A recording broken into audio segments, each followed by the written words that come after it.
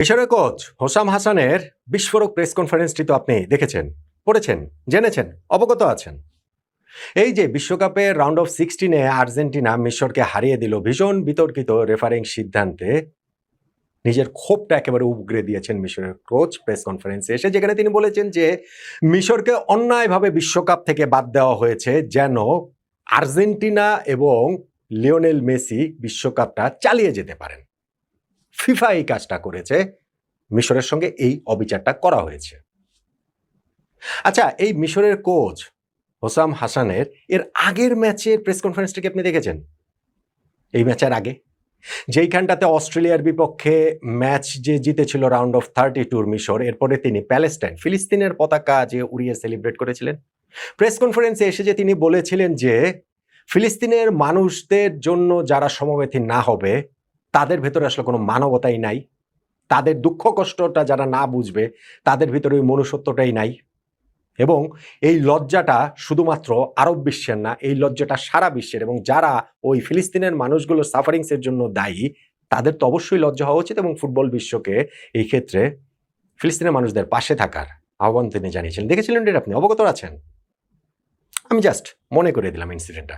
আমি জাস্ট আপনাদেরকে একটু মনে করিয়ে দিই যে যদি বলেন যে ফুটবল বিশ্বকাপ এইটা আসলে রাজনীতির বাইরের বিষয়, ফিফা এটা আসলে আইসিসি না, তাহলে জাস্ট মনে করিয়ে দিই যে ইরানকে কি সাফারিংসের ভেতর দিয়ে এবার যেতে হয়েছে, ফিফা কি করেছে। ইরান যে বিশ্বকাপে তাদের ম্যাচ খেলার জন্য যুক্তরাষ্ট্রে এসে চলে যেতে হয়েছে, তাদের 24 ঘন্টা যেদিন ম্যাচ খেলেছে সেই দিনই তাদের বেরিয়ে যেতে হয়েছে। ওই যে ভীষণ অন্যায়টা ইরানের সঙ্গে করা হয়েছিল, ফিফা কিছু করেছে? ফিফা চুপচাপই তো বসে বসে এই তামাশাটা দেখেছে, দেখেনি? ফিফা বরং যুক্তরাষ্ট্রের প্রেসিডেন্ট ডোনাল্ড ট্রাম্পের ফোনের কারণে সেই ইউএস এর প্লেয়ার বালোগানের রেড কার্ডের যে শাস্তি সেটা তুলে দিয়ে তাকে আবার খেলিয়েছে না? আমি জাস্ট আপনাদের মনে করিয়ে দিলাম। আমি জাস্ট আপনাদের মনে করিয়ে দিই যে আর্জেন্টিনা ঐতিহাসিকভাবে ইসরায়েলের বন্ধু। কিছুদিন আগেও আর্জেন্টিনার প্রেসিডেন্ট ইসরায়েলের প্রতি তাদের সমর্থন পুনর্ব্যক্ত করেছেন। ফলে এই যে কনস্পিরেসি থিওরি, এই যে মিশরের কোচের, এই যে ফিলিস্তিনের পক্ষে তাকায়, এই যে তার পরবর্তীতে ঘটনা প্রবাহ, এগুলো সবকিছুকে যদি আপনি একবার সরিয়ে রাখতে পারেন, আমি জাস্ট আপনাদেরকে ঘটনাটা ধরিয়ে দিলাম, মনে করিয়ে দিলাম, দ্যাটস ইট। এখন মিশর এই ম্যাচে আর্জেন্টিনার কাছে যেভাবে হেরে বিদায়টা নিয়েছে, সেটা তারা নিজেদেরকে অন্যায়ের শিকার, অবিচারের শিকার ভাবতেই পারে। আমি নিজে এটা নিয়ে আলোচনা করেছি। আমি কিন্তু কোথাও বলিনি যে মিশর অন্যায়ের শিকার, মিশর অবিচারের শিকার। আমি কোথাও কিন্তু বলি নাই যে না, ওই যে জিকো তাদের ফরওয়ার্ড যেটা বলেছেন যে আর্জেন্টিনাকে অগ্রিম অভিনন্দন, তারা তো বিশ্বকাপ জিতেই যাচ্ছে, তাদের জন্যই যেন সবকিছু আসলে সেট করা হয়েছে, বা তাদের কোচ যে হোসেম হাসান যেটা বলেছেন, আমি সেটা বলি নাই। কিন্তু আর্জেন্টিনা যে লাকি এবং মিশর যে আনলাকি, এটা আমি বারবার বলছি, এটা আমি এখনো বলবো। প্রবলেমটা হচ্ছে গিয়ে এই ঘটনাটা আমরা আসলে বুঝতে পারছি না, অনেকেই বুঝতে পারছি না। আমরা সমর্থকের চশমা দিয়ে দেখছি, নাম্বার 1, আর নাম্বার 2 যেটা, সেটা হচ্ছে সমর্থকরা কোন চশমা দিয়ে দেখবেন সেইভাবে হচ্ছে গিয়ে আমি আমার মতো করে বলে যাচ্ছি। বাংলাদেশে যেহেতু এখন আর্জেন্টিনার সমর্থকরা বা আর্জেন্টিনা টিকে আছে বিশ্বকাপে অন্য বড় দলের সমর্থক নেই, ফলে আর্জেন্টিনার পক্ষে কথা বললে আর্জেন্টিনার পক্ষে সেই সিদ্ধান্তগুলো এসেছে, সেগুলো সকল সঠিক আছে, ফিফার নিয়ম অনুযায়ী একেবারে বৈধ আছে, সেটা বলে যেহেতু হাততালি পাওয়া যাবে সেটা বলা হচ্ছে। কিন্তু আমি কিন্তু একবারও বলছি না যে আর্জেন্টিনার বিপক্ষে কিংবা হচ্ছে কি আর্জেন্টিনার পক্ষে, মিশরের বিপক্ষে কিংবা মিশরের পক্ষে। আমার পয়েন্টটা সিম্পল, আর্জেন্টিনা লাকি, মিশর আনলাকি। এবং আইন দিয়ে যখন এটাকে জাস্টিফাই করার চেষ্টা করা হবে যে না, আইন অনুযায়ী এটা ঠিক আছে, অন্যটা আসলে কোনোভাবেই ঠিক নাই, সেইটা হচ্ছে গিয়ে ডিসঅনেস্টি, সেটা হচ্ছে গিয়ে অসততা, সেইটা হচ্ছে গিয়ে হয় নিজের সমর্থকের চশমা পরে ফেলা, অথবা সমর্থকরা যেই চশমা দিয়ে দেখবে সেইটা মাথায় রেখে ওইভাবে আসলে বলাটা।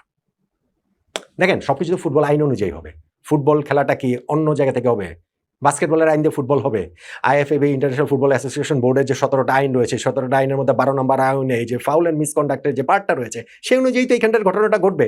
যে ওই মিশরের গোলটাকে কেন ওইখানে ভিআর ইন্টারভেন করলো, তারপরে হচ্ছে গিয়ে ভিআরের একটা পার্ট রয়েছে ফাউলের ক্ষেত্রে, আমি বলছিলাম সেইখানটাতে হচ্ছে গিয়ে ফাউল হবে কি হবে না, কিংবা ধরেন হচ্ছে আর্জেন্টিনার যে উইনিং গোল, এর মধ্যেই তো হবে, এর বাইরে তো আর হবে না। এর বাইরে হওয়ার উপায় আছে? ফুটবল খেলা কি এখন ধরেন হচ্ছে বাস্কেটবল খেলার আইন দিয়ে তো আর হবে না। ফুটবল খেলা তো আর মনে করেন এখন মানে ফিফার গঠনতন্ত্র অনুযায়ী তো আর হবে না, বা ধরেন অন্য একটা কোনো কিছু দিয়ে তো আর হবে না। এই যে মানে ওই যে কি বলা চলে যে পাড়ার দোকানদার সমিতির যে একটা গঠনতন্ত্র, সেটা দিয়ে ফুটবল খেলা চলবে, আইন অনুযায়ী হবে।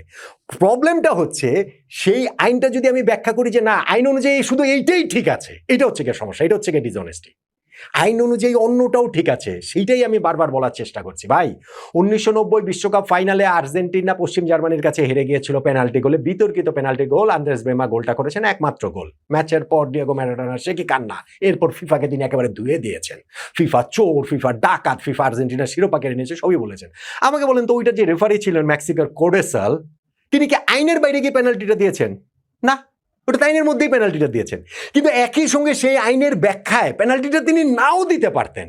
এই জন্যই তো আর্জেন্টিনার এত ক্ষোভ, এত রাগ, ম্যারাডোনার এত কান্না, আর্জেন্টিনার সমর্থকদের এখনো এত হাহাকার। আমার পয়েন্টটা এক্স্যাক্টলি এইটাই। এই ম্যাচটা যে হয়েছে সেই ম্যাচের ঘটনা প্রবাহে আর্জেন্টিনা লাকি, কিন্তু দ্যাট ডাজন্ট মিন যে আইন অনুযায়ী তাদের এইটাই ঠিক আছে, অন্যটা ঠিক না। আইন অনুযায়ী এটা যেমন ঠিক আছে, ঘটনাগুলো যদি আর্জেন্টিনার এগেনস্টে যেত তাহলেও ঠিক ছিল।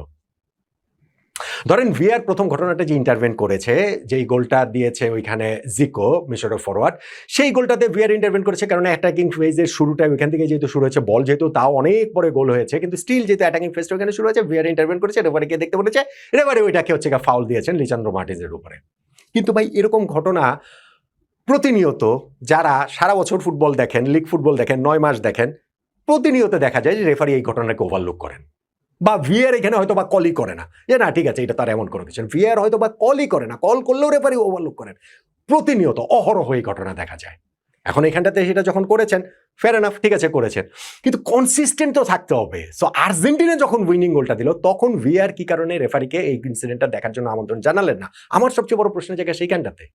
এখন এখানে একটা আলোচনার জায়গা আসছে যে না, আর্জেন্টিনার ক্ষেত্রে যেটা হচ্ছে লিসান্দ্রো মার্টিনেজকে ফাউল করা হয়েছিল, বা ওই ইনসিডেন্টটা তো পেনাল্টি বক্সের বাইরে, সেই ক্ষেত্রে তো আর্জেন্টিনা কেবলমাত্র একটা ফাউলই পেয়েছে, একটা ফ্রি কিকই পেয়েছে। কিন্তু এখানে যদি মিশরের পক্ষে যদি যেত, আর্জেন্টিনার গোল ডিজালও করা মানে মিশরকে পেনাল্টিটা দিয়ে দেওয়া। এখন পেনাল্টিটা দেওয়ার মতো কি যথেষ্ট ফাউল কি এটা হয়েছিল? মো সালাহর কাছ থেকে যেভাবে বলটা নিয়েছিলেন হুলিয়াল আলভারেজ, সেটা কি আসলে যথেষ্ট ফাউল হয়েছিল? বলতে পারেন। অ্যালেক্সিস ম্যাকালিস্টার যেভাবে জার্সি টেনে ধরেছিলেন, সেটা কি যথেষ্ট? বলতে পারেন। এইভাবে এটা ইন্টারপ্রেট করা যায়, এবং সেভাবে ইন্টারপ্রেট করেই হয়তো বা ভিআর এখানটাতে ইন্টারভেন করে নাই। কিন্তু আমার পয়েন্ট যেটা, সেটা হচ্ছে কি ভিআর তো এইভাবেও ভাবতে পারতো যে এইটা একটা অ্যাটাকিং ফেজের শুরু হয়েছে, যেটার অ্যাটাকটার ফাইনালে গিয়ে গোল হয়েছে। সো অ্যাটাকের শুরু হিসাবে এটা হচ্ছে কি আইনের গ্রে এরিয়া। এটা কিন্তু অঙ্ক না, 2+2 4 না, এখানে একটা অনেক গ্রে এরিয়া থাকে। গ্রে এরিয়াতে তিনি এটা এইভাবে ইন্টারপ্রেট করতে পারতেন যে ভিআর, ভিডিও অ্যাসিস্ট্যান্ট রেফারি, যে একটা অ্যাটাক শুরু হয়েছে, যেই অ্যাটাকটাতে গোল হয়েছে, ওই অ্যাটাকের শুরুর ঘটনাটা, ইনসিডেন্টটা কি পেনাল্টি নাকি ফাউল নাকি ফাউল না, এটা রেফারি দেখুক। পেনাল্টি কিনা সেই বিবেচনার ভারটা এখানটাতে তিনি ওইটার চেয়ে এইটাকে সামনে আনতে পারতেন। এটাই হচ্ছে কি গ্রে এরিয়া। কিন্তু আমি যখন বলবো যে না, পেনাল্টি বক্সে ইনসিডেন্ট হয়েছে, ফলে এটাকে আর দেখার কোনো সুযোগই নাই, এইটা হচ্ছে গিয়ে ডিসঅনেস্টি। এটা হচ্ছে গিয়ে আর্জেন্টিনার সাপোর্টাররা কিভাবে দেখবে সেটাকে মাথায় রেখে আমি আমার মতো করে ব্যাখ্যা করে দিলাম। বিষয়টা হচ্ছে কি এরকম, প্লেন এন্ড সিম্পল।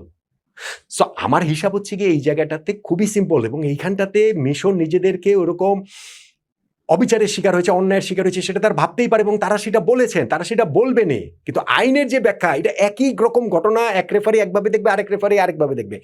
ইন্টারপ্রিটেশনের ব্যাপার রয়েছে, গ্রে ম্যাটার রয়েছে, মানে অনেক গ্রে এরিয়া রয়েছে এই জায়গাটাতে।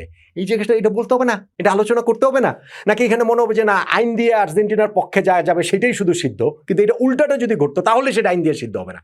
বিষয়টা তো আর সেইটা না। আমি জাস্ট শুধু এই কথাটাই বলতে চেয়েছি, আমার আর অন্য কোনো এখানটাতে দাবি নাই, অন্য কোনো মানে দাবি নেই, মানে অন্য কোনো কিছু বলার নাই।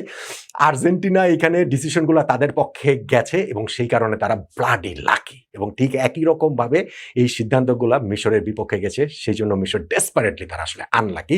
এবং বিশ্বকাপ থেকে আর্জেন্টিনা পক্ষে যখন একের পর এক এরকম সিদ্ধান্তগুলো যাবে, তখন হয়তো বা ওই কনস্পিরেসি থিওরিগুলো আরো অনেক বেশি ডালপালা মেলবে যে সত্যি সত্যি কি বিশ্বকাপের আয়োজনটা লিওনেল মেসির হাতে আরেকটা বিশ্বকাপ তুলে দেওয়ার জন্য আয়োজনটা করা হচ্ছে কিনা। এবং এর সঙ্গে মিশরের কোচ হাসানের এই ম্যাচের আগে ফিলিস্তিনের পতাকা সেই ওড়ানো, ফিলিস্তিনের পক্ষে কথা বলা, প্রেস কনফারেন্স ওরকম একটা প্যাশনেট স্পিচ দেওয়া, যেই স্পিচ শুনে ইনফ্যাক্ট অনেক সাংবাদিক হাততালি পর্যন্ত দিয়ে দিয়েছেন তাদের পেশাদারিত্বের মোড়ক খুলে, সেইটার সাথে কোনো সম্পর্ক আছে কিনা, আর্জেন্টিনা ইসরায়েল ঐতিহাসিক ভালো সম্পর্ক, এবং ধরেন ডোনাল্ড ট্রাম্প সবকিছু মিলে, সেটা তো আর ধরেন আমরা কিভাবে বলবো, সেটা তো আর বলতে পারি না। শুধু আর্জেন্টিনার লাকি, মিশর আনলাকি, এতটুকু বোধ হয় জোর গলায় জোর দিয়েই বলা যায়, নয় কি?